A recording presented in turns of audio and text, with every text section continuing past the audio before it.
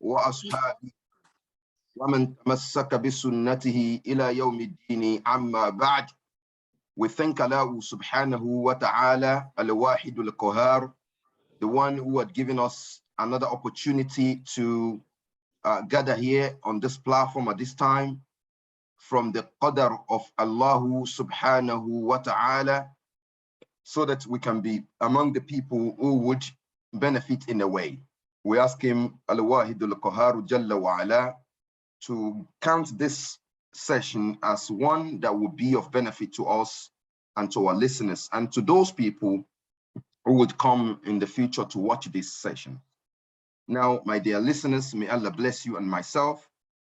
The Muslim community and the non-Muslim community, they are in crisis of increasing numbers of marital discards.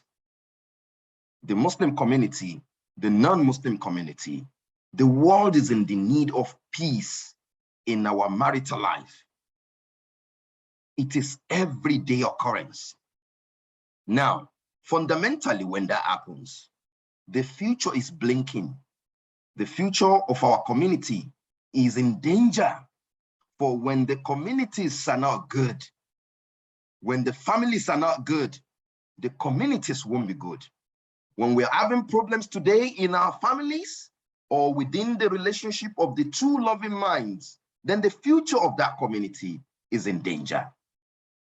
And this topic and this reason and many other reasons is what brought today's topic, the love destroyers in our relationship. What are the destroyers of love? What are things that can destroy love? What are things that are putting two loving minds into danger of not loving themselves? What are the things that we need to be aware of? Subhanahu wa ta'ala, may Allah guide us to make sure that in our way of life, we are careful of those things so that the two loving minds does not turn into two hating minds. Dear listeners, may Allah bless you, brothers and sisters, is that this is going to be a practical session. On the Muslim platform, you know, we have the classes where you can go and learn the religion. You learn the Aqidah in our Humdatul Usulu Thalatha class, which is, you know, handled by our Sheikh Abu Hanifa, Ismail Rufai, Afidahullah. We have another class where you learn Usulu Sunnah. You learn fiqh, Umdatul Akam, handled by Sheikh Al-Imam Abdul Rafi, Afidahullah. Now, those two classes, I want to invite you and your family to always attend them. If you have not been attending those classes, the Aqidah and the fiqh classes, I call upon you and your family, make sure you make it a compulsory, obligatory thing for your family to get the books, Usulu Thalatha, that will teach you the Aqidah. Humdatul Akam, that will teach you the fiqh, and make sure you dial in every Saturdays. Now, the Muslim Family Series is another episode or another, offering that we have under the Muslim platform, where we go a little bit more practical. And what is the practicality? The practicality is about what is going on physically within the Muslim community around our families and how do we resolve the problem. Just to let you know, I have been a relationship or marriage coach or counselor for a long number of years. And from the sessions that I do every Friday now, every Friday between 10 and 11 p.m. every Friday, people dialing into this session. From the practical experience that come from this session is what we use. We take experience practically in what's going on around us.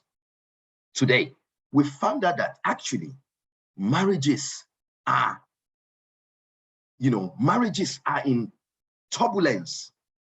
Two people, husband and wife, are living together under the same roof, and their feeling of love is at problem.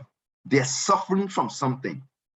They are suffering from something, and it is becoming apparent from sessions where a woman will say, you know what, Ustadh, I used to be in love when we started, but now I don't think I love him.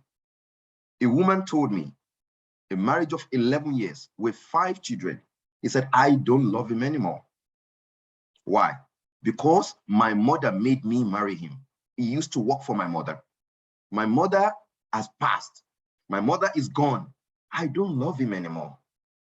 I see two couples that come together and said, I don't feel the intimacy. I'm not attracted to him the way I used to be attracted to him when we first started our relationship. In fact, that's 11 years, 5 years, 6 years of marriages. Today, I am seeing 2-3 months of marriages. In fact, I am getting calls from honeymoons, to bride and the groom that we just celebrated. And then they're going to Santorini in Greek for honeymoon. So those of you who wants to go on honeymoon, Santorini is a beautiful place to go and rekindle your love. Very romantic location. There's no haram in you taking your husband or your wife there. Or you want to go to other locations. Sardinia in Italy, some Agadir locations in Morocco. In fact, in Lagos as well, in Lekki, we have some beautiful locations in Lekki if you don't know. Subhanallah. And there is no haram in doing all that. And this is why we turn this class into a practical sessions that addresses things that the Muslim sisters, they are dying to talk about. They don't want to say it because they are in fear of being labeled.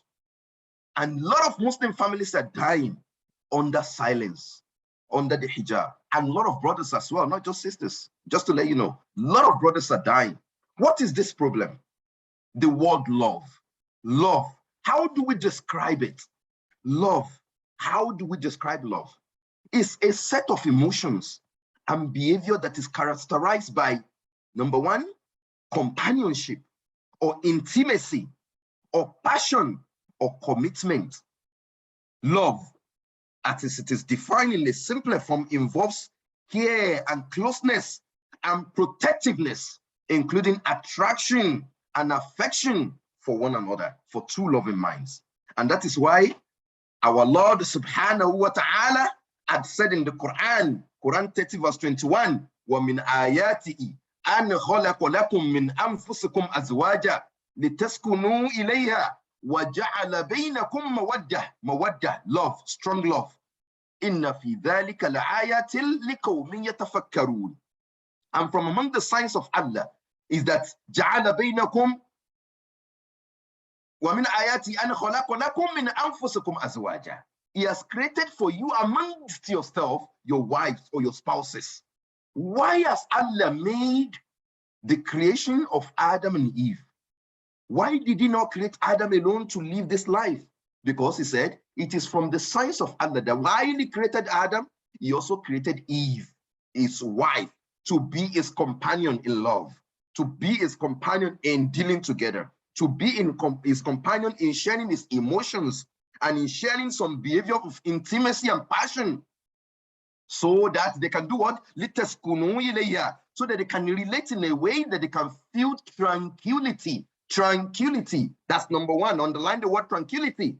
The meaning of that is, if your loving relationship is not tranquil, if your loving relationship is not bringing you tranquility in your marriage, that is not the love Islam is asking us to have. That is the, the Hollywood, Nollywood love, the fantasies that is filled with the world today on Instagram, on the social media, on Facebook, the intimacy that people display on social media that is not real behind the walls of their room. Now, when we look at love and we want to describe love, we said it is an emotion. It is a sweetness of emotion, the tasteness of sweetness of emotion that somebody can feel within themselves. It is not something that is in the air. Some people will say, love in the air, love in the air, love in the air. It's not the Islamic love that we want you to believe. Love in the air is, you go to the garden, the flower garden in central London, and they design the place with colorful flowers. And then you and the guy, you hold up your hand in the hands, and then you started wandering. And then you start feeling love because of the flowers and the lights and the stars, artificial ones. And then you started feeling love. You say, oh, what a nice walk. Yeah, that's good. It's good, but that's not love. It's good to go to Santorini beside the beach. It's good because that gives you some feelings. It's good. But love that we are talking about, Allah Ta'ala says, وَجَعَلَ بَيْنَكُمْ مَوَدَّةً وَرَحْمَةً. It is the strong feeling of sweetness of emotions that is felt within somebody. If it is not felt within you, my dear listener, know that that's not the love we're talking about. If it is the love that is attached to something, maybe because of the way it looks, okay, or because of the money that he has, or because of her beauty, or because of something external, then you need to check that. Love can be triggered by those things, don't get it wrong. It can be triggered by look, it can be triggered by wealth, it can be triggered by gene, it can be triggered by, but the feeling has to be within you, inside you, that you felt that, oh, I am in love. You know, when you feel like, oh, that period, when the woman feels that I love my husband, or the man feels that, wallahi, I love my wife. Most of the time, when a man loves a woman, have you seen a man that cries? It's not a weak man, it's a strong man. But he says, Ustadh, wallahi, I love her so much. And then he started crying, especially when they come to the sessions. That is the feeling that I'm talking about. That is not the love in the air. The feeling that that man loves that woman and he cares so much for that woman. He wants to see that woman. That is the love that we're talking about. Now, there are a few elements to that love. Number one is the attachment. When you are in love with somebody, even if you're far away, she's in Nigeria, you're in London, you will feel that something is missing. Something is not just going to be complete. And somebody on the call would understand what I'm talking about right now. Something would just be, you would just say to yourself, honestly, I'm just incomplete without her. That is the love we're talking about. Now, caring, no matter who she is or who he is, no matter how imperfect she is, when there is love, you will still care for her. She will still care for you. And there's intimacy. That is the desire, whether the physical intimacy or the intimacy that I just want to, feel with her, feel with him. These are the elements of love. But alas, there are differences between love and desire. They're not the same thing. There's a distinction. There's also differences between connection and attraction. And these are practical things that we are witnessing within the Muslim community today, or within the non-Muslim community today, because the families are now in search. They are now in search of love. They're in search of how do we rekindle our love. For families who have been married for over 20-something years, there has been a lot of events that have injured that love. There are families that have been married for 5 years. There are things that has affected that love. What are those things affecting our love? What are those things killing the love that we have for each other? You know, when Allah Ta'ala was talking about love in the Quran, Allah mentions love in so many ways. Let's go into the Quran so that we know that we are not finding solutions to our problems outside the Quran and the Sunnah. That's not what we are doing. We have studied both sides and we have known that actually there are practical problems that we have that we can solve within our Islamic way of life without going outside our Islamic way of life. Allah mentions love when Allah says, إِنَّمَا الْمُؤْمِنِينَ إِخْوَةٌ فَأَصْلِحُوا بَيْنَ أَخَوَيْكُمْ. The Muslim brothers, they are believers. The brothers are what? They are one. They are like brothers. That is a feeling of, oh, a brother from Germany that sneezes at the front in the first class level in the airplane. And he says, Alhamdulillah. And I said to him, Ya Rahmakallah. And he replies by saying, Yahdikumullah. The love between the brother, Nigerian brother, and the German brother connected on the airplane just because of faith. And then he becomes my brother. And then we landed in Germany, and then he took me to his house without having any fear, because he is having the faith that this is my brother. That is love as well. You know, when Allah Ta'ala is also talking about love, sharing your love, when Allah says, لَن تَنَالُوا الْبِرَّ حَتَّى تُنْفِقُوا مِمَّا تُحِبُّونَ, you cannot see goodness, you cannot perform goodness, you cannot actually attain goodness. حَتَّى تُنْفِقُوا مِمَّا تُحِبُّونَ, until you spend from that which is more beloved to you. This is love. Something that you are loved. You love your clothing, you love your cars, you love your house, you love your wives. And from there you give out, fi sabilillah. That is love. Allah also mentioned in an ayah that Mufassirun, they called ayatul mihna, the ayah of test, to test the munafiqun that they came to the Prophet sallallahu alaihi wasallam. Do you truly love Allah? Do you truly love the Prophet? Allah mentions, in kuntum tuhibbuna Allah. In kuntum, if these people, the munafiqun that they came to you, tuhibbuna Allahu fattabi'uni. If truly they love Allah, then tell them to follow you. In kuntum tuhibbuna Allah fattabi'uni. يحببكم الله يحببكم الله ويغفر لكم ذنوبكم والله غفور رحيم. You see, Allah mentions love in different places, but that's not the context of today.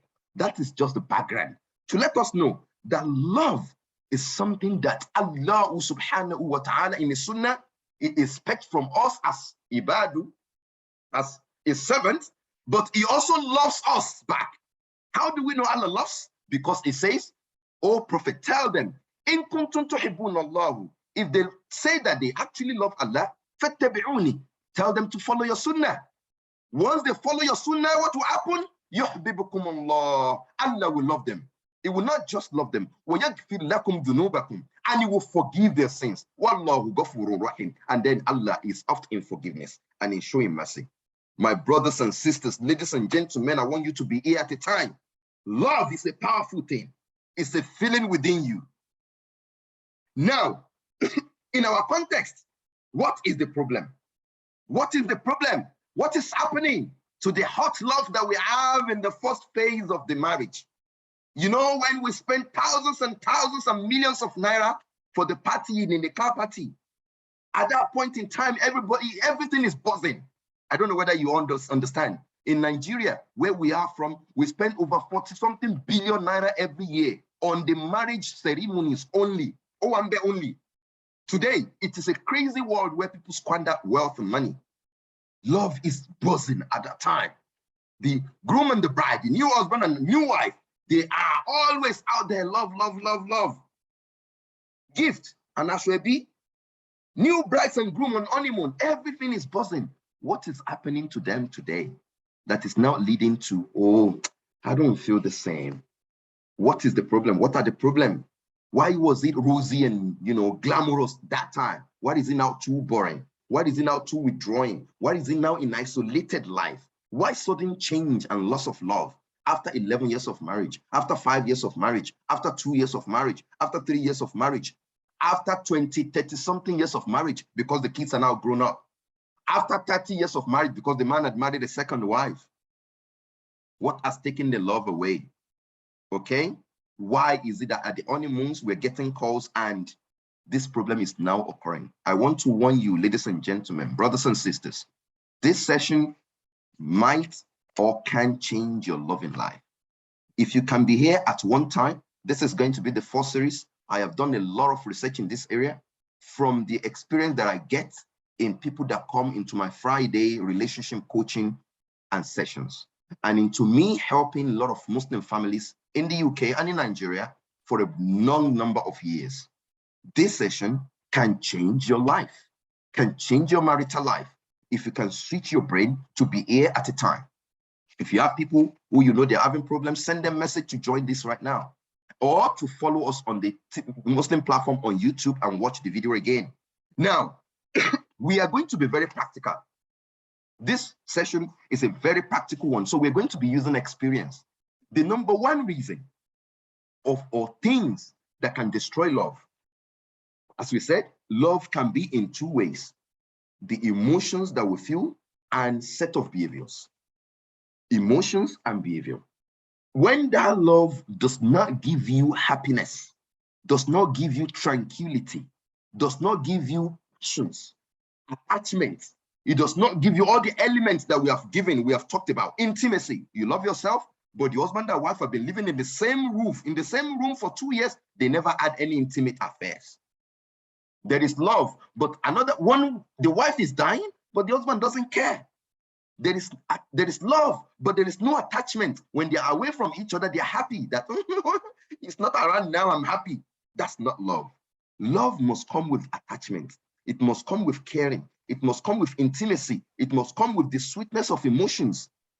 And not just emotion, but behaviors as well. So there are two elements: the emotional element of love, the behavioral element of love. I have divided them into that two areas, and alhamdulillah, I am happy that it is working for me and for people that I mentor or coach.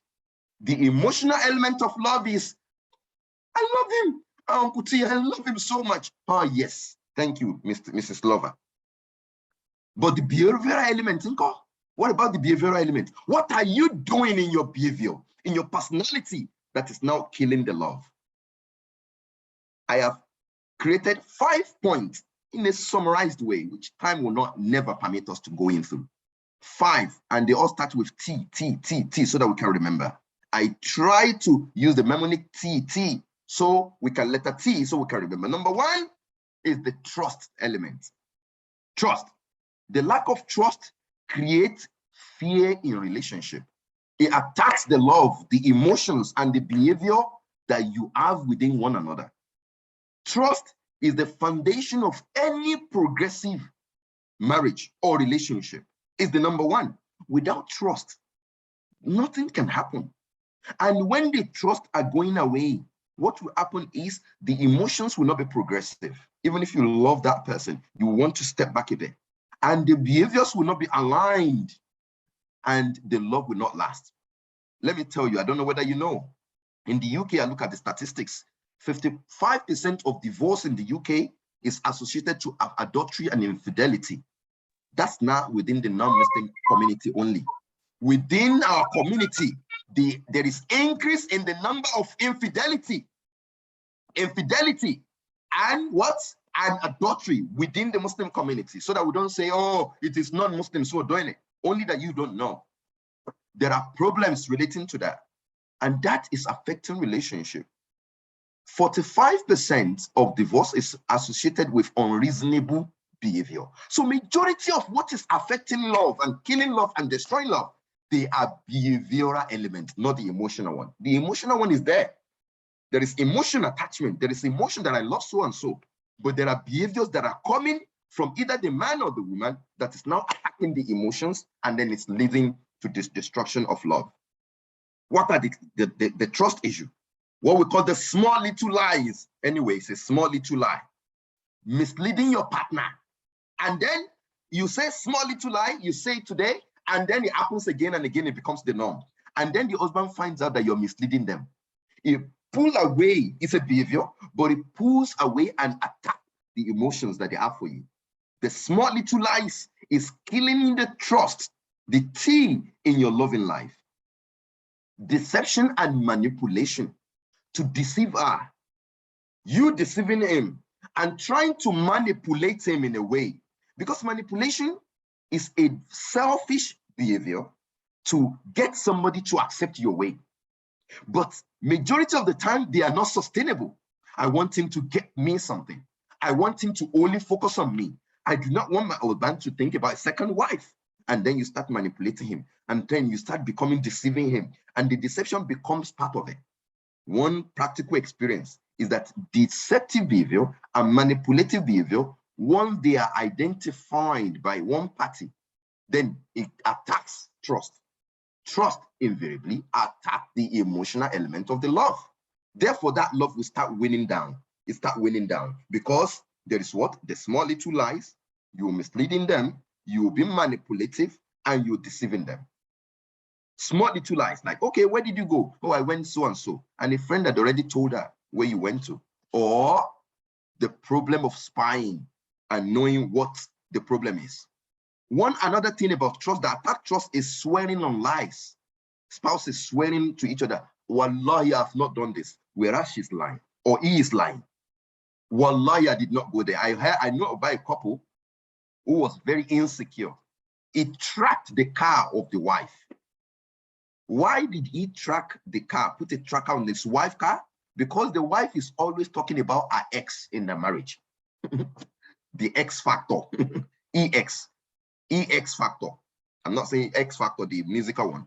The EX factor, X, people that she had met or been in a relationship with before they got married. This woman is always talking about her ex, her ex, her ex.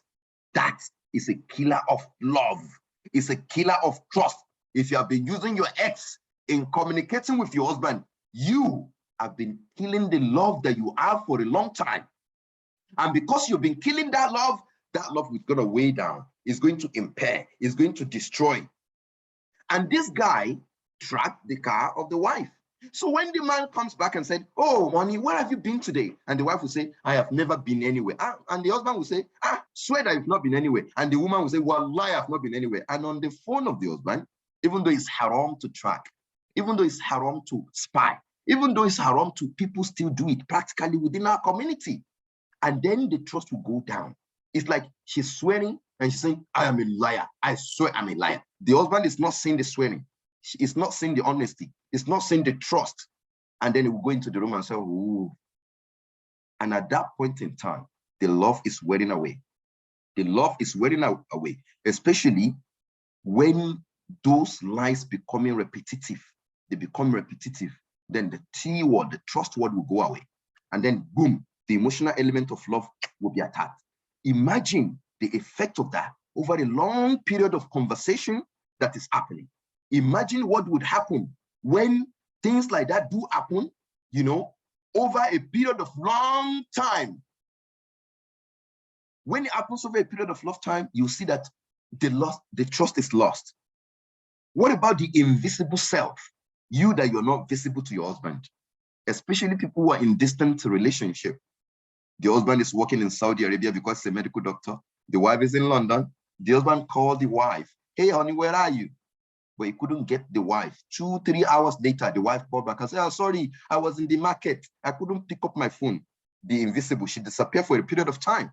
That, he thought, it would bring shaitan to bring suspicion. And suspicion will attack trust. Trust will weigh down the love, and there will be a problem. A popular problem right now that is affecting trust in our community, my brothers and sisters, ladies and gentlemen, is the search for second wife or third wife. In fact, the second wife effect, not the third wife, because once your husband marries second wife, why are you worrying yourself about the third or the fourth? It is always at the face of the second wife the problem starts. And it is that time that the husband is always on the phone or going out of the house. Even if he's going out of the house to go and ask or speak to a business colleague, Shaitan would tell the wife in her mind that, oh, he's coming, he's going out to speak to a woman, the second wife. And then the trust will start winning away. The emotional element of work, of love will start winning down. These are practical problems. Which type of man is the man who password his phone in the house? And which type of woman is the woman who is always looking to go and read the messages on husband's phone or spying on the husband's phone? I have seen couples who come to my sessions. The wife paid the spy company to spy on the phone of her husband. Any messages that go on the husband's phone, the wife is seeing it. Everything that is happening, like some people are doing today. Some people do that to us as well. You know, they spy on our phone to see what we are doing. The problem they don't know is spying in Islam is haram. If a husband is doing it, all you are going to do is to destroy your relationship. There is no solution. There is no dua that you can make that will stop that happening. That relationship is going to go. That love is going to go away. How will it destroy love? The lack of trust creates a fear that this thing will happen again. When there is lack of trust, there is a fear, constant, continuous fear that that occurrence will happen again. And there is a fear that I will lose this person. There is a fear that I will lose out the time, the effort that I have created.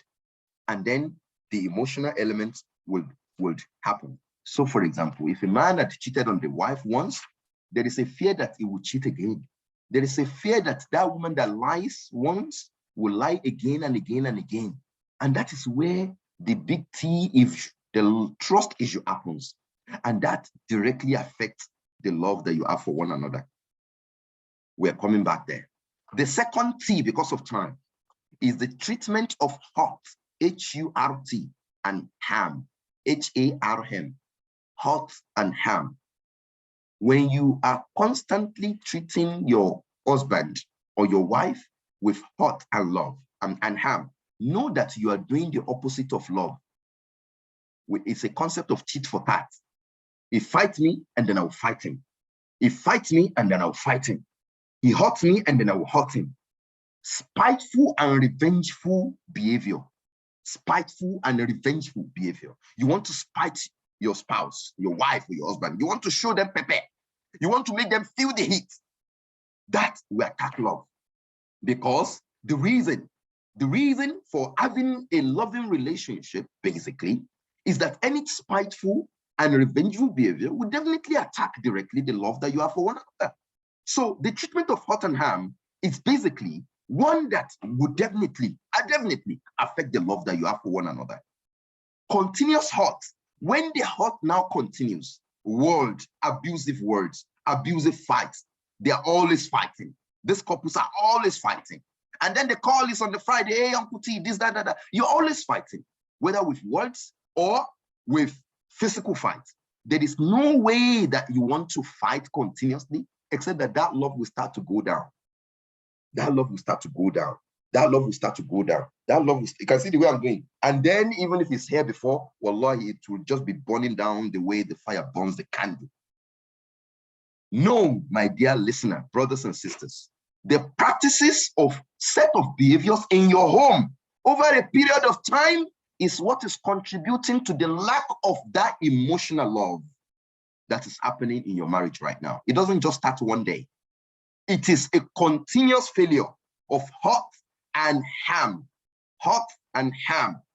Being spiteful can stem out of jealousy, of course, to be spiteful and to be revengeful. Sometimes it might be out of love and jealous for your spouse, but make sure you are watchful. Make sure you are watchful. Make sure you know how to. They said some people cannot get in. Can somebody please drop the link for people to join in on the chat so that they can get in? We have over 100 people on the call, so I don't know whether that's the limit, but we would find a way to send the video to people. Now, when it is continuous, ladies and gentlemen, brothers and sisters, it would affect the love that you have for one another. Now, when the husband fight the wife, the first thing the wife wants to do is, I block him on my phone, and then she'll block him on her phone. Or she will remove the profile picture, or she would delete him off a social network, social media. And then you see them removing each other. And then the next thing he wants to go and do is he wants to go and search on Instagram. Am I still there on Instagram? And then he will feel, she removed me. Boom. She removed me with chisel destruction in his heart. Boom. In our heart as well. Oh, she removed me on Snapchat. I cannot see her Snapchat. Boom. That chisels destruction in her heart as well. And you continuously do it. Spiteful and revengeful behavior. He's fighting you. The wife immediately knock the shirt, tear the shirt down. Every weekend, Saturday morning, it's a breakfast they must serve themselves. And they are Muslims. The husband also tear the hijab of the sister. Real happening. So this is not a theory. And that's why we are going practical. In fact, the niqab of the face of the sister, the brother, boom, tear it off. The wife slap him, boom, and the husband, boom. Every Saturday morning and Sunday morning, weekend breakfast, they must serve themselves abusively, in a harmful, hurtful way, revengeful way. The guy is leaving the house, but you help him pack his stuff. If you want to go out and say, oh yeah, go. If you come back to this house, you're a bastard. Even this are your thing, boom. He threw those things out of him. He's planning to go and marry a second wife, but you are using the kids against him. You are calling the kids, oh yeah, kids, come to my room. Come to my room. Let him go and find his place somewhere else. Revengeful and spiteful behavior. Those will affect your relationship. Argument all the time, blocking him on the phone, deleting him on his phone. You move to another room and you still miss him. When you move to another room and you're still missing him, and then you cannot sleep and you cannot sleep. Or even when you're on the same bed, you are backing each other, hurting each other, hurting and harming each other continuously, you will be in trouble. You are having arguments in the car, boom, or you get out of the car, you bang the door, boom, or you get out of the house, you bang the door, boom. All this behavior, you throw things at him, he throws things at you. It's on his phone, and then you jump on the phone and your friends he doesn't like the way you are jumping into his privacy. He's hungry, but he said, I can't cook because you're upset and you're annoyed. You create competitive, harming and hurting feeling. Your husband or your man is on his phone to his mom and to his sister. You also jump on the phone to a friend of yours that your husband doesn't like. All those spiteful behavior. You intentionally, because he's been on the phone to his mom. Then you are on the phone to your friends that your husband already had complained that he doesn't like you talking to that friend of yours. Why are you a friend to? Why are you, or the husband, why are you a friend to a bad guy that your wife doesn't like? And you are still friends together. And your wife had already told you, I don't like this guy. I don't like you moving with this guy. Why are you a friend to a woman that your husband doesn't like? Continuously using that when you are fighting to showing that you want to go and seek solace with them in spiting your husband is creating the treatment of hurt and harm. And the treatment of hurt and harm, they are hurting your love. They are destroying your love. They destroy them gradually so much that you do not know. Brothers and sisters, ladies and gentlemen, may Allah bless you and me. I am listing things that would affect your love. The number 3 T, the big dangerous T, is the third parties. We mention this all the time. The third parties that you allow in your relationship.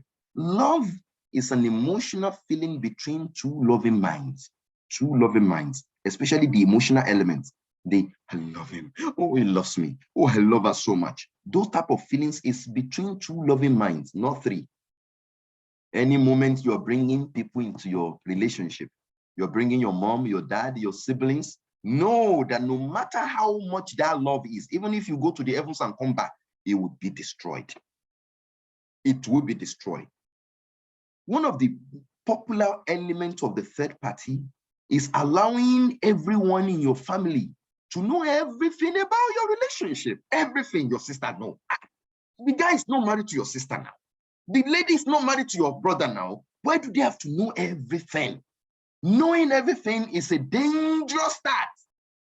Over a period of time when they know so much. They know so much over a period of time. When you fight, you know what will happen? Automatically, you will be shaming her or you are shaming him. You discuss all his secrets in the presence of your family or your friends. And he does the same. The trust and the feeling of emotions that is between the two of you will get impaired. It will get injured. It will get chiseled. And most of the time, the third party impairment of loving feelings, they become irreparable. Let me repeat that. Most of the time, the damage that the third party effect does to the emotional love that we have, most of the time they're irreparable because those words had already been dropped. Those secrets had already been revealed. Those shame had already been brought upon your husband or your wife or your loving guy. There is no way you want to smash it again. Allowing too many people, third party effects, preference of the third party over your partner. It's my mom now. We are discussing something you don't need to know. Third party preference. That guy will become a third party immediately in your relationship. That girl is saying, oh, this is between me and my friends. I don't want you to know. You know, those type of attitudes, they are destroying your loving relationship little by little. Keeping secret of the third party and revealing yours to them. You are keeping your friends, you know, oh, me and Abdullah, we are going out tomorrow. Oh, but the location we are going, we don't want you to know. You're on holiday with your friends. Your wife is trying to reach you. She cannot even reach you on the phone. You are with your friends. Third party. Defending third party in the presence of your lover. You know, you are defending your mom. You are defending your sister. You are defending your brother in the presence of your wife or your husband. We impair the loving feeling that you have for one another. The people who are running polygamous family, the husband running polygamous family, and all he does when there's an argument is to defend his second or third wife in the presence of the first one, there is no way she would not get impaired in the love that she has for you. My brothers and sisters, the third party is a big problem that is eating away the love that we have for one another. The third parties that we introduce into our relationship, the third parties, is a big problem. And because it's a big problem, I want you to know that the fabric of your love will be torn away, will be destroyed completely when you bring too much third party into your relationship. Now, most of the time when you allow third parties, sometimes you bring somebody to come and arbitrate, to come and help you finish a fight. And that person, they're not Muslims. They're not just Muslims. They're not fair Muslims. They will hear something from you, they will relate to her. They will hear something from her, they will relate to you. And then there will be more problems because they don't have the concept of justice. In fact, I have seen couples that brought a friend of the wife into their relationship because they were having problems. And the other guy, the other lady will put the husband on speaker to the wife when the husband is talking. And you know, when you are upset, when you are annoyed, this is the problem here. I want you to understand it.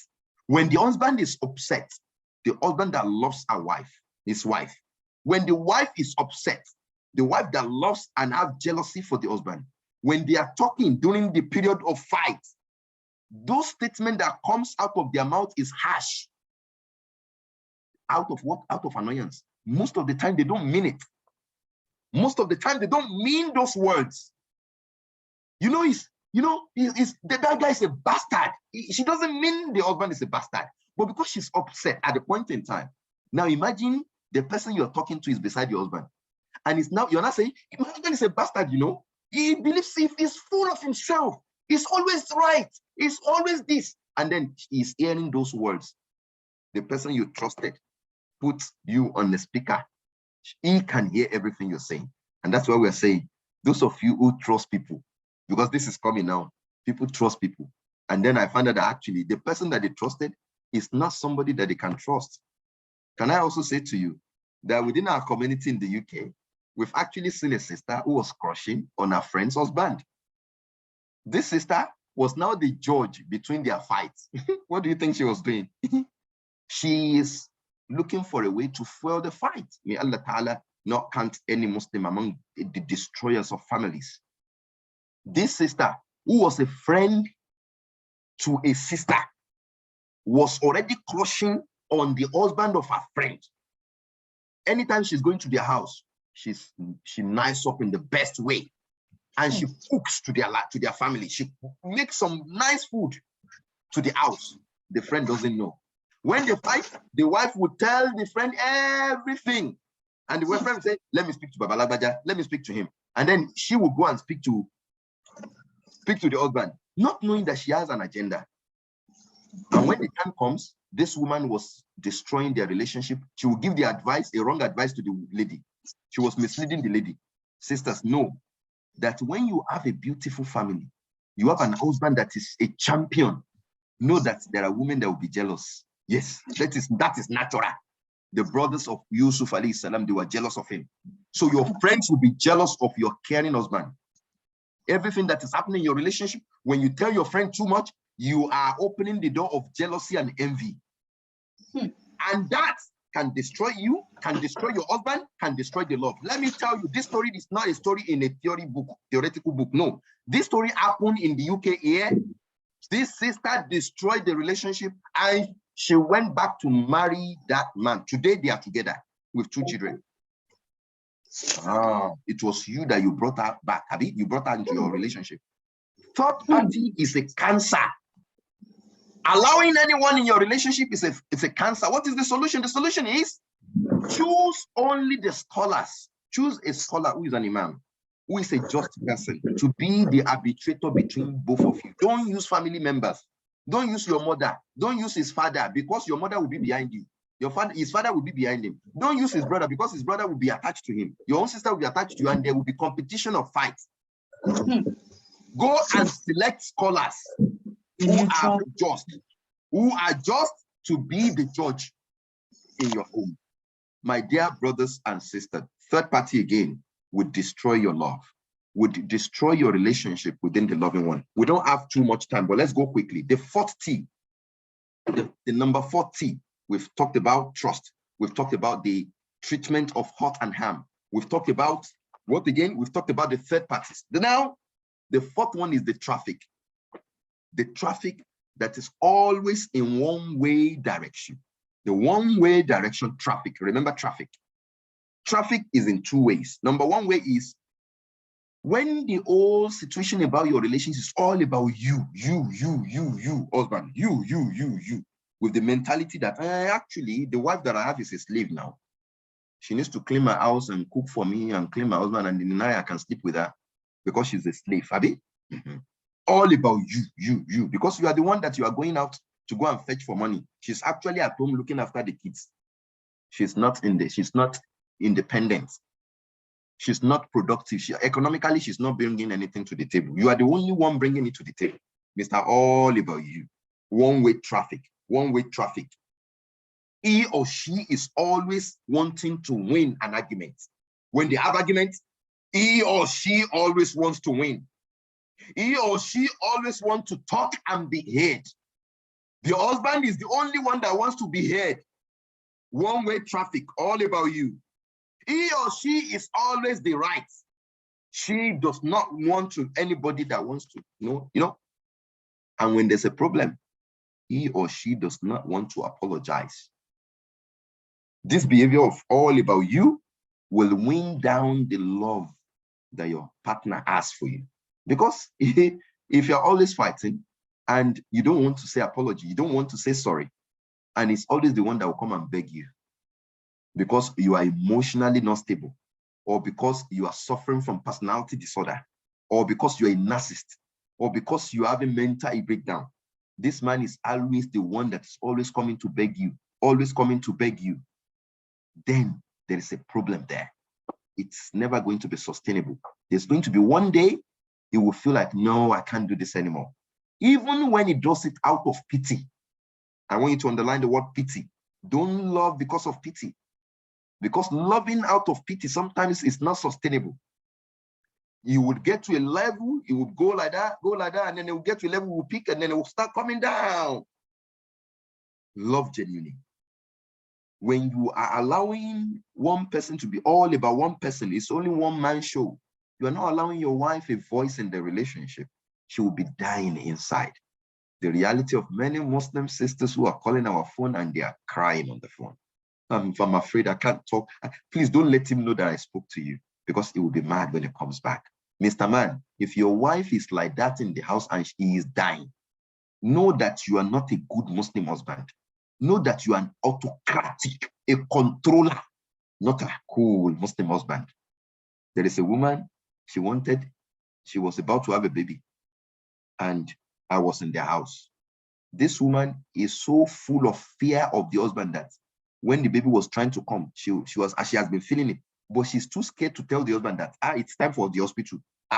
Wallahi, I could not believe it. They were my neighbors in Koba Street. This happened.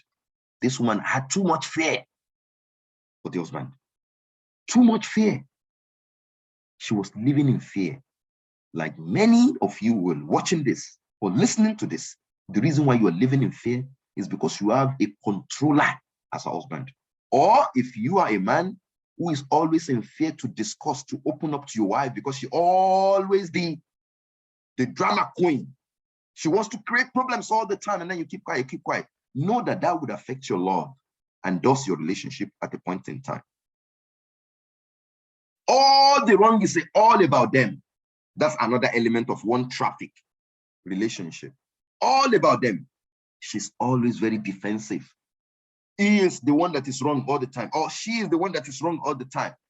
Being defensive and protecting yourself against your spouse is a big problem. And what stems of that majority of the time is you will find one person labeling or blackmailing the other person. You label her as the drama queen, or he labels you as the drama king. And then there is this labeling, this being defensive. You are the one that caused it now. You started first. Yeah, and then that argument keep going. When this happened for a long number of years, know that the love will come down. Know that, do you want the right to be loved or to be heard? Is that what you're looking for in your relationship? Are you looking for a relationship where you always want to be right, or you always want to be loved? Is there anything you can do to step down the argument?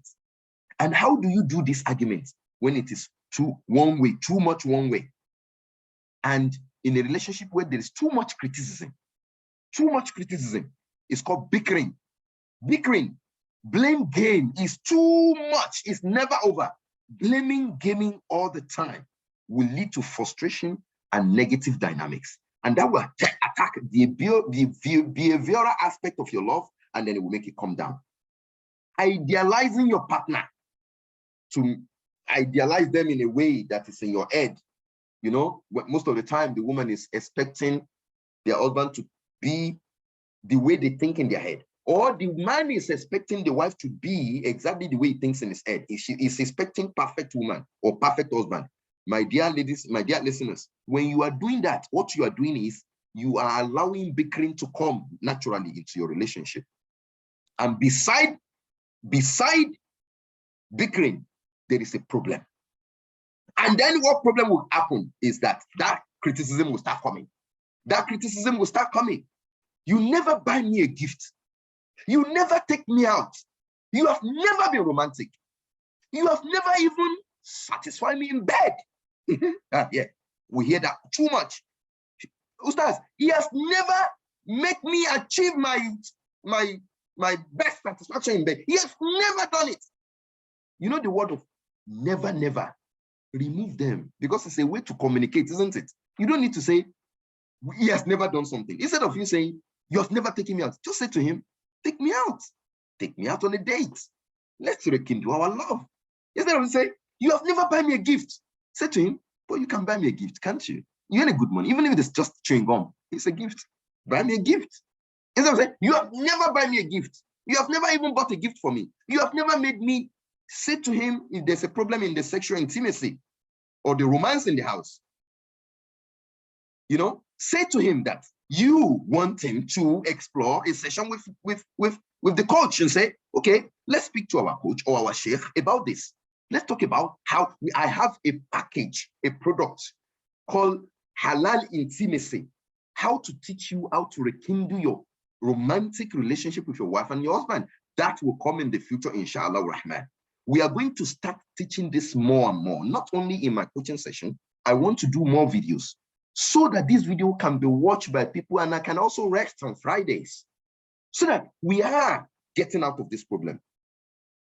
But there are elements of mental problem or mental disorder with the one-way traffic problem. The last thing, my dear brothers and sisters and the listeners, may Allah bless all of us, is the termination thought. The threatening thought, the thought that comes to your head, the pessimistic thinking that this relationship is going to end.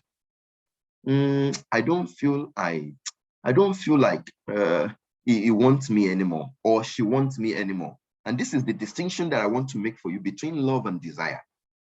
Desire is, between connection and attraction. Desire is element of what can bring you to love. Desire is, you see him and you feel attracted and you want to kiss him, and you want to hold him, okay? But that does not mean you don't love him.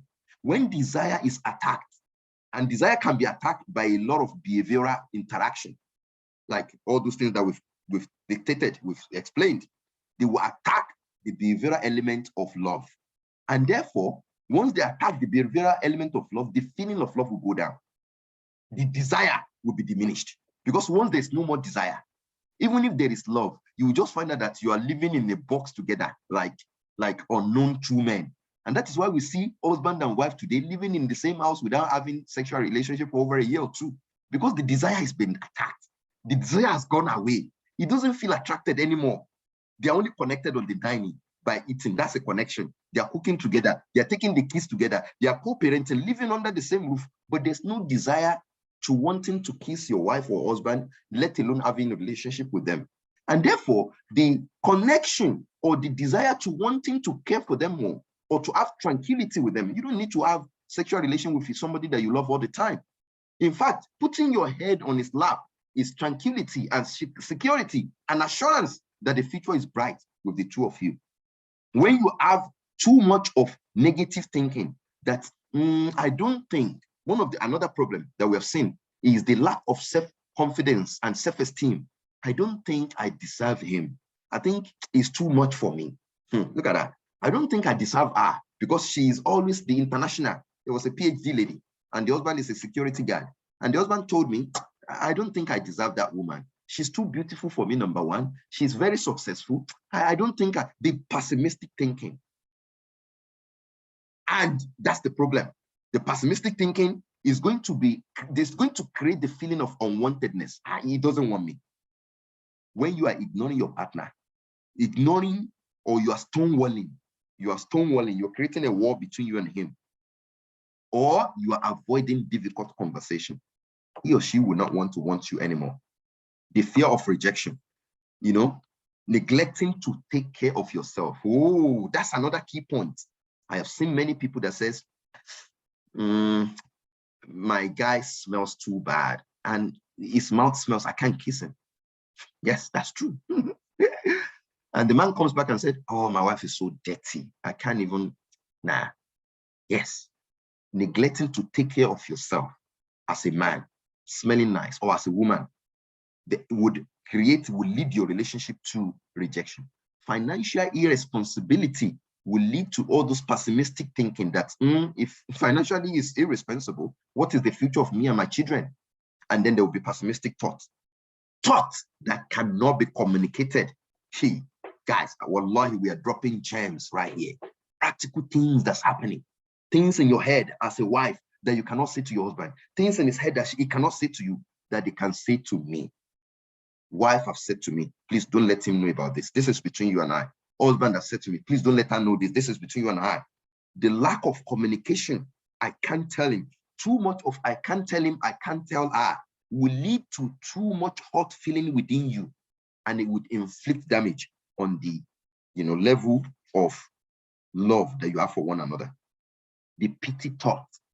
You've been in a relationship because she is depressed or he is depressed, and psychologically you're not even attracted to each other, especially when the mental health issue set in. And then if it goes too much, then there will be a problem. There will be a problem that would happen. We have to stop here, brothers and sisters. I will allow some questions and answers, and I will call Abu Naim to start. But before we go, we have thought about 5 key elements that will attack your love. They are more than that. Those 5 elements, I rushed through quickly with them. We are going to go deeper in some of our private sessions and in some of our future lectures, inshallah. I have done a great of work, bi'idhnillahi rahman, into what I see practically listening to Muslim families. Don't say maybe they don't have Islam. They do have Islam. Some of them are imams. Some of them are scholars. Some of them, they are wives of brothers who are very knowledgeable. And some of them do not have understanding. And alhamdulillah, we are able to place everybody where they belong. However, there are similar issues. The similar issues are issues of feelings and emotions. Whether you are knowledgeable or you're not knowledgeable, whether you have high level of understanding or low level of understanding, it doesn't matter. Love is love. But there are common lines. The common line is, why do you love?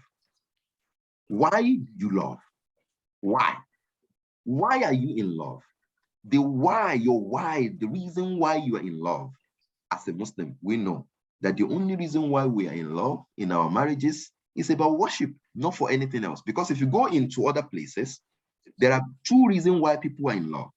Either because they want to collect or they want to give. Somebody went into a relationship because he wants to collect money, or he wants to collect attention, or he wants to collect something. By the time that guy cannot give them what their intention is, they want to collect. By the time they don't get those things that they want to collect, then the love will be gone. But if you go into a relationship with the intention that you want to give, I want to go and look after her, I want to go and look after him, then that switch your mind to the mindset of a Muslim who is looking to worship in his marriage, who is looking to worship through a woman to bring awladus solihin into this world, who is looking to create a family where they can worship together, where they can pray nawafil together, where they can fast together, where they can go on Hajj together, where they can do charity together. That is one goal. So number 1 is you need to check your mindset. Why are you in that love? The sweetness of emotion without the goal. Without the goal, we will end up in sadness. I wrote this down, and I feel like it's a beautiful line that I wrote. The what? The sweetness of emotion, meaning the love that you have, without the clear goal that you want to be in this relationship to achieve Jannah together, to worship God together, to bring into this world beautiful children together, will definitely lead you to a relationship of the gold diggers. The relationship that the girls are into right now, they don't mind to even be a second wife because they know that that guy is loaded, he's financially stable. I can collect money from him. I can do this from him. I can show up with him. And many women, many men are doing that, and many women are doing that as well. The second level, which will be a solution to all the problems we have done, is what I call the marital communication strategy. I have a separate product, which inshallah rahman, I will bring into the light of everybody to benefit you in the future. How do you express yourself in your relationship? How do you communicate to perform well in your marriage or in your relationship? How do you hold really romantic communication? These are what is contained in this product. And the number 3 is building confidence and self-esteem, no matter who you are with in your marriage or in your relationship. No matter who you are with, your confidence and self-esteem is very important. Don't feel too low of your value to your husband or to your wife because he's looking too handsome and then you don't look too beautiful. Does not mean there will be no love, because she's looked too beautiful, and that gives you the insecurity that when your wife goes out, she's speaking to other men. She might not be speaking to other men. It might be you overthinking. And there are many more solutions.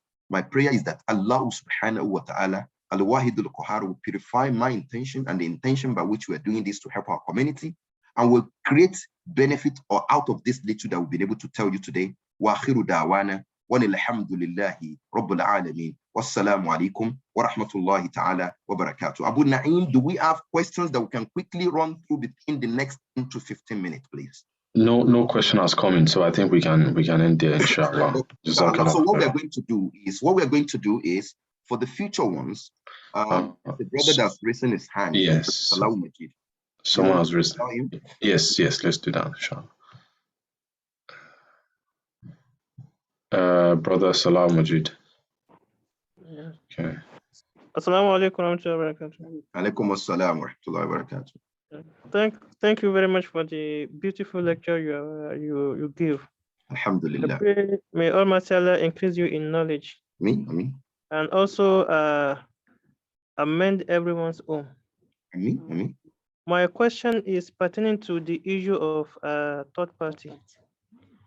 What I want to ask about that is the definition of third party. Because sometimes when there is a rancor between the spouses, sometimes they invite counselors to assist in rectifying the problems. And as Allah mentioned in Al-Quran, Allah says, فَبَحَثُوا حَكَمًا مِنْ أَهْلِهِ وَحَكَمًا مِنْ أَهْلِهِ. So can we also classify those ones as third parties as well? So that's my question. I think there should be more elaboration on the issue of third party, so that we know how to communicate, we know who to communicate and who not to communicate. Jazakumullah khairah, brother Abdul Majid, brother Salawu Majid. The third parties are people that we allow to know too much about our relationship. It is not, as we mentioned, the solution to third party, as we said during the lecture, is that every Muslim family needs to have people that they can go to. Hakaman min ahliha, min ahlihi, wa hakaman min ahliha.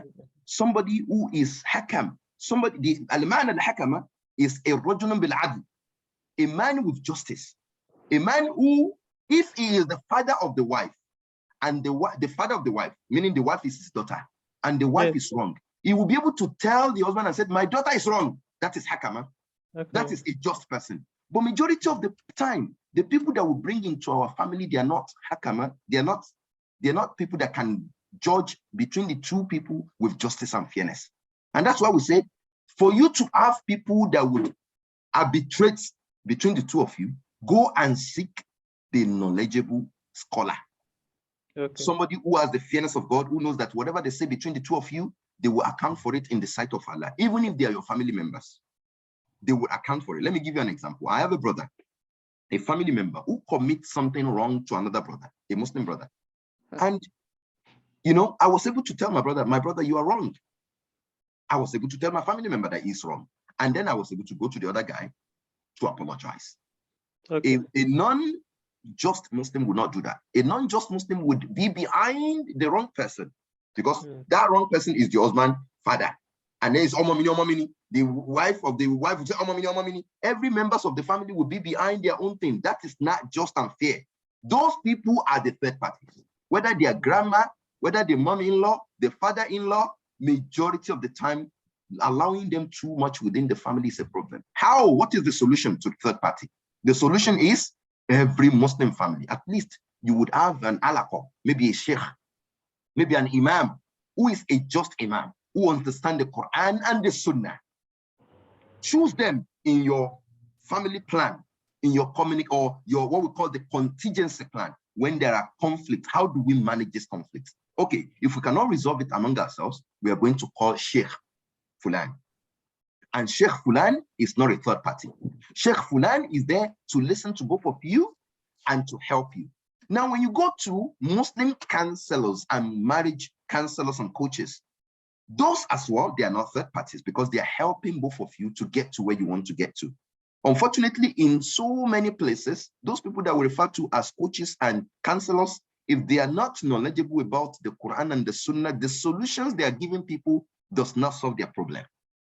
And this has happened in the UK, where I had to step in through the Home Office and speak to some, because at the point in time, there was some counselors in the UK, in East London.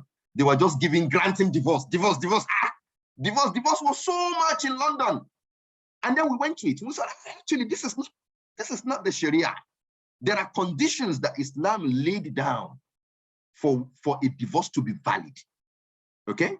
And these people, we found out that they're not knowledgeable enough. And this is the danger of going to counselors who are not qualified with knowledge and experience. Okay? So the third party, the people that will not be third party are, number one, the Imam or the Sheikh or the Ustadh, who have the correct understanding of the Quran and the Sunnah, who is also known to be a just and fair person. That person is not a third party. Every other person who does not fall into that lane, every other person who does not fall into understanding the fairness and justice between two people, they are third parties. Even if they are your moms and dads, and because they are full of emotions. And then when they attach their emotions to your relationship, they will say things based on those emotions, and then it will lead to problems. I gave a lecture last year or two at the Old Kent Road Mosque when I was coming from a marriage problem between two families in London. The topic of that lecture was different. When I got to the mosque, I changed the topic to the effect of grandmas and grandpas in the modern Muslim marriages. I changed the topic. Why? Because that relationship was destroyed by the mom-in-law and the mom of the husband and the mom of the wife. Because the two moms were fighting, the marriage of these two guys destroyed. Up to today, they are still in love. I know both of them because I conducted their nikah. But because the two families are fighting, that family become a third-party effect that destroyed the relationship and the marriage of these people. So in conclusion, the knowledgeable scholar who is just is not a third party. The imam that we have selected in our conflict management agreement is not a third party. Every other person, your friends who doesn't understand the Sunnah is a third party. Your mom and dad who does not understand the Sunnah, they are third parties. Your siblings are third party, unless they are scholars or they are knowledgeable people. Wallahu ta'ala alam. I think we can take one more before we go, inshallah. Jazakallah khairan. So there is a question around the woman knows there is a problem, but the husband doesn't want to involve anyone. What's the way out? Yes. Okay. So we have a lot of that. Okay. We have a lot of narcissistic behaviors. Let's call it spade a spade. It's a practical session anyway. A lot of that. The husband doesn't want anyone to know. That is a controlling behavior. How do we approach this? So we'll say to the sister, reach out in confidence. Don't reach out to just anybody. Reach out in confidence. Come to us, inshallah rahman. We will know a way of approaching the husband. There's a way to do it. There's a way we can. In fact, we planned one for over 3 months before we're able to speak to the guy. We planned it for over 3 months before we're able to speak to the guy. There's a lady who had just told me and said, that I don't think he will speak to you. And I said, well, let's try. Because the one who is going to be an arbitrator between two people, if he wants to do it for the sake of Allah, the first thing he will do is he will make dua. He was, oh Allah, if this is what I'm going to do only for your sake, please allow this person to listen to me. And wallahi, majority, and this is my tactics that I use anyway, and majority of the time, they listen to me. I can see one guy on this call right now, this guy on this call that I can see right now, he was the one, he didn't want to speak to me. And when I called him, he called me back himself. And he said to me, wallahi, I would never have spoken to you. Many people have told me that. Many people, even there was a guy who told me this like a week ago. He said, I would never speak to anyone, if not because of the way you approached me. But I didn't believe in the approach. I believe in the dua. When you are somebody who is doing something for the sake of Allah, you do not believe that the success is in your tongue or in your efforts. You ask Allah to open the heart of somebody. Wallahi, Allah will make it easy. So reach out. If you're a sister who is suffering in isolation and your guy or your husband doesn't want you to speak to anyone, reach out, and inshallah, there's a way out. We can do that. Inshallah rahman. Ustad, I think if we can spare 5 minutes, there are a couple of things that I feel people can benefit from. Okay, So, let's go. Muhammad, they have their hands up since, so I think I'll ask them to come in now, inshallah. Muhammad. Assalamu alaikum. Alaikum salam. Jazakallah khairan, Ustadh, for your lecture every now and then. Most of the issues I think we have as married couples is bound down to the fact that we don't ignite our love. It's just like when you buy a flower, the flower is beautiful, but if you don't give it the right amount of water and sunlight, the flower will wither away. Yes. So, and that's exactly what is happening to our marriage. So I just have a request, one request. I wish the Sheikh can look into it. Can you please organize a couples retreat in one of these beautiful locations that you just mentioned, that we can go out of all our busy lives and, that we can just go there and do something, ignite our marriage again. I know it will do one. Inshallah, what I will ask Muhammad, may Allah reward you, is Muhammad, if you don't mind. I mean, Muhammad. That's just my request. May Allah. Alaikum salam. I get what Muhammad said, inshallah, and it would happen. So Muhammad, speak to your husband. You and your husband, make sure you contact me, and then you would help me to organize that. I will leave a time for a getaway romantic retreat for couples, inshallah. We'll do it because it's not just you. There are so many people asking for this, and we need it. We need it everywhere. We need it in Nigeria. We need it in the UK. We need it in the US. It is high time, because of the busy life we're all living, to start doing this more often. And inshallah, it would happen, okay? But okay, let's note that, inshallah, it will be something that we'll do. A couple retreat getaway in one of the romantic locations, okay? Abu Naim, I think you need to write that down. Inshallah. Maybe you need to take your wife Inshallah. on a renewed honeymoon to Santorini. Inshallah. And Inshallah. go to Santorini, go to Lekki. There's beautiful places in Lekki. You know, in fact, there's another beautiful place in Oshogbo, in Osun State. For those of you who do not know, very calm location. So, inshallah, may Allah Ta'ala make it easy. Can we get your contact, please? Please use my Taofeeq AbdusSalam Instagram.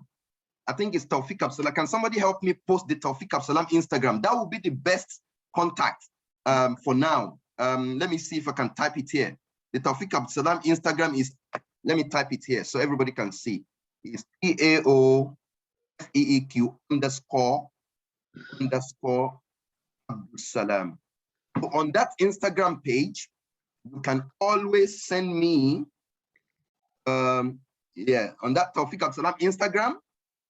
Yeah, I've just posted the Taofeeq direct message. Can somebody help me type it? I think I don't know how to type this to everybody so that everybody can see it. I think someone has shared your Instagram page, so I think that's sorted. Yeah. So my Instagram page is on there. Yeah. The Taofeeq AbdusSalam Instagram page. So just connect me on the Instagram, and on Fridays, most of the time on Friday, between 5 and 10 p.m., I will be on that Instagram, you know, speaking to people and answering questions and answers. I think it will be the best place. I found that easier because I can accept or reject. Whereas on Facebook, there's too much messages on Facebook. I cannot go through all of them. And then telephone becomes a problem. If you come to me on the Instagram and there is a need for us to talk, then inshallah, I will send you my WhatsApp. Wherever you are in the world, you can contact me and then we'll go through issues, inshallah. Now, lastly, Ustad, so there is a partner who is not working hard to seek Islamic knowledge, and there is a woman who hides their financial status from her husband. Yeah, and I think the problem is still the problem of self-esteem and confidence and all that. I think we'll have a time where we're going to address that. Inshallah. Hiding things away from your spouses, when they find out, it will affect trust. You know, we were talking about deceptive behavior. That's part of deception. In fact, having money in your account as a woman, not allowing your husband to know how much, and you're hiding that money. You're hiding that money. It has destroyed a marriage. Our husband was in trouble, financial trouble. I know them very well. The husband brought the wife from Nigeria. For 15 years, she did not work. 15 good years. There's a card that this man will give to this woman, looking after her, not working. This woman can spend the money in fact, she has a whole room of shoes and bags and clothing. That's how much this man looked after her. But at the point in time, she came to me and said, I'm too bored at home. I want to go and start working. I want to start having my own money. And then I spoke to the husband and said, okay, allow her. And then she started working. When this woman started working, hey, subhanAllah, and she started keeping her own money separately. And she started hiding the money away from the husband. And that time, there's a problem. The husband has a problem. And this woman said, I don't have any money. I don't have any money. And one day, the wife has gone to work. And the postman dropped the bank statement through the door. And the husband opened the bank statement and saw over 15,000 pounds in the account. That broke the heart of the man. Wallahi, he could not believe it. He could not trust that woman anymore. That marriage is gone now. It's gone. From the lack of trust to fighting every day over a period of 10 years. I can remember them. That marriage is gone. Deception, lying, hiding things away from two loving minds. When they find out, would destroy trust and would destroy them. May Allah save us from that. Abu Naim, please let us stop here, inshallah. Okay, inshallah. Please, everyone else, please let us go through that channel, the Instagram page. Follow me on there. Send me a question on there. If you don't have Instagram, create one. Let's chat. Let's talk. If you have any problem, you're suffering from this, inshallah Rahman, we will do another session next month. This is going to be once a month on the Muslim family series. But before I go, please note that the #1 problem to our family marital problem is the lack of Islamic knowledge. We don't know the Quran, we don't know the Sunnah. If you know you want to reduce the problem you have in your relationship, then go and learn Islam. You cannot learn Islam on WhatsApp group. You need to go to a sheikh. What have we done under the Muslim platform? We have created 2 book-based classes, the Aqidah series and the Fiqh. Every 2 Saturday, there is Usulu Thalatha. You and your husband, go and get the English translation of Usulu Thalatha and join in the Muslim platform and listen to the sheikh and learn through the book. If you can do that for 6 months and 12 months, your marital problem will not be the same. Because by that time, both of you would have grown in knowledge. If you follow Umdatul Hakam of Sheikh Al-Imam, and you look at the book, you get the book, and you follow the class, you don't miss the class. Within 6 to 12 months, your understanding of Islam would have gone up, and your marital problem would reduce. Because the majority of problems that we have recited today is a problem for somebody who does not have the understanding of Islam. Because if you have an understanding of Islam, you will know that وَلَا تَجَسَّسُوا وَلَا تَرْغَبُوا. You will not deceive somebody. You will not spy on somebody. You will not be spiteful to somebody. It is the lack of Islamic knowledge. We ask Allah subhanahu wa ta'ala to grant us success in this world and in the hereafter. Jazakumullah, Brother Abu Naim and all other brothers behind the scene. May Allah ta'ala reward all of you. And for next month, inshallah, we will make sure that we do this. Please share this video. Maybe on you, if you check this our YouTube, you'll find the video there. Share it, subscribe to the channel so that when they post new videos, you can see those videos as well. Jazakumullahu khaira. Wassalamu alaikum wa rahmatullahi wa barakatuh. Wa alaikum assalam wa rahmatullahi wa barakatuh.